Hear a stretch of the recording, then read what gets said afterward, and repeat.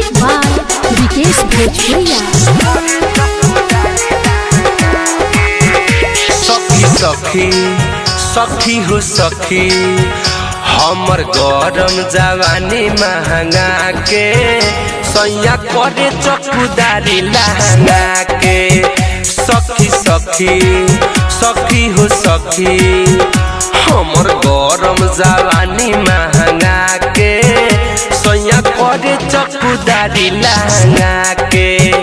धके गोरा में हमके मना के बड़ा बोलेला सखी बना के। धके गोरा में हमके मना के बड़ा बोलेला सखी बना के।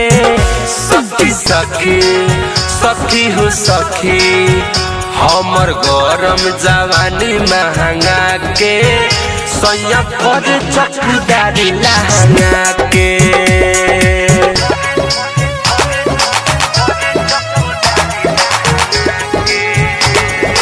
अलबेला रिकॉर्डिंग स्टूडियो गढ़ीलाई नेपाल।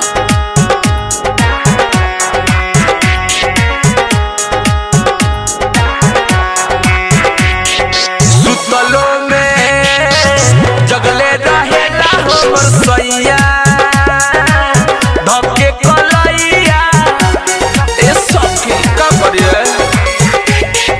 सुतलो में जगले रहेला हमर सैया धके कलैया।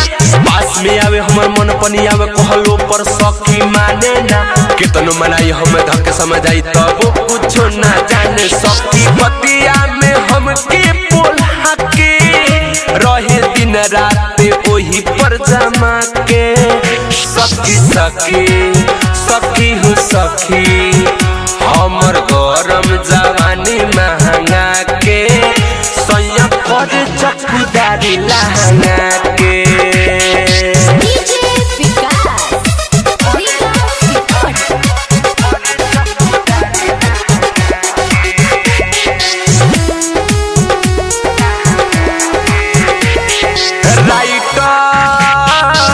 मिठू मिसाइल अलबेला करेला खेला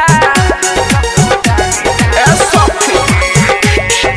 राइटर मिठू मिसाइल अलबेला करेला खेला। सुन सखी थारू भइलो बारू बतिया हमर बुझे ना पेनी जब सारी रहेला गाड़ी ओकरा कुछो सुझे ना। विकेश भोजपुरिया बोला के सुबोध नबीना खोलेला डोला के। सखी सखी सखी हो सखी हमर गरम जवानी महंगा के सैया करे चौकीदारी लहंगा के। धके गोरा में हमके मना के बड़ा बोलेला सखी बना के। धके गोरा में हमके मना के बड़ा बोलेला सखी बना के। सखी सखी सखी हो सखी हमर गरम जवानी महंगा के सैया करे चौकीदारी लहंगा